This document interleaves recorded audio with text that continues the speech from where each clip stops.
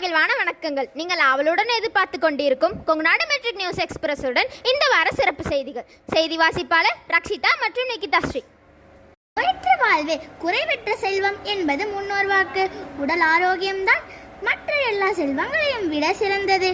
நோயற்ற வாழ்வினை வாழ உணவு மிகவும் முக்கிய பங்கேற்றுகிறது. மருந்து என்று உலகிற்கே சொல்லிக் கொடுத்த சித்தர்கள் நம் முன்னோர்கள்.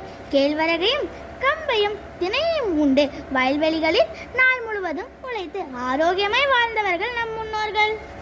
முன்னோர்களின் உணவில் இயற்கையான முறையில் விளைவிக்கப்பட்ட தானிய வகைகள், கிழங்குகள், கீரைகள், பழங்கள் போன்ற உணவுகள் அவர்களின் ஆரோக்கியத்திற்கு வழிபடுத்தன.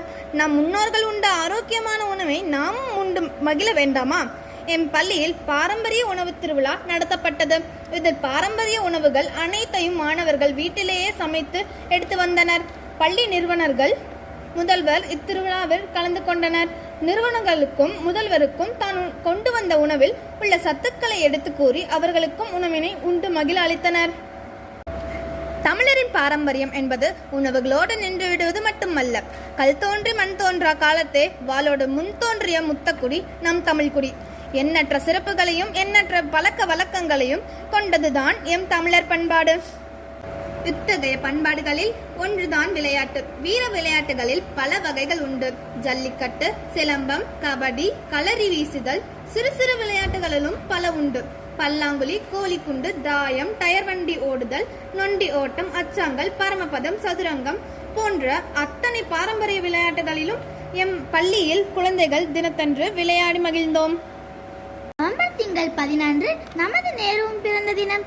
அவ்வகை நிறைந்த அந்நாளை உள்ளம் மகிழ போற்றிடுவோம். இந்நாளில் எம் பள்ளி குழந்தைகள் திருவிழா போல் இந்நாளை கொண்டாடி மகிழ்ந்தனர்.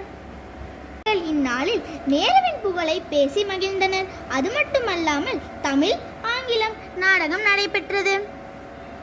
மேலும் குழந்தைகளை மகிழ்விற்கும் பொருட்டு ஆசிரியர்களுக்கும் ஆடல் பாடல் என ஆடி மகிழ்ந்தனர். குழந்தைகள் தினத்தன்று ஆசிரியர்களும் குழந்தைகளாகவே மாறி நேருவின் அன்பை போல குழந்தைகளின் அன்பை வெளிப்படுத்தினர். மேலும் என் செய்திகளை அறிந்து கொள்ள தொடர்ந்து இணைந்திருங்கள் கொங்குநாடு மெட்ரிக் நியூஸ் எக்ஸ்பிரஸ் உடன். வீடியோ பாருங்க, மறக்காம சப்ஸ்கிரைப் பண்ணுங்க. நன்றி, வணக்கம்.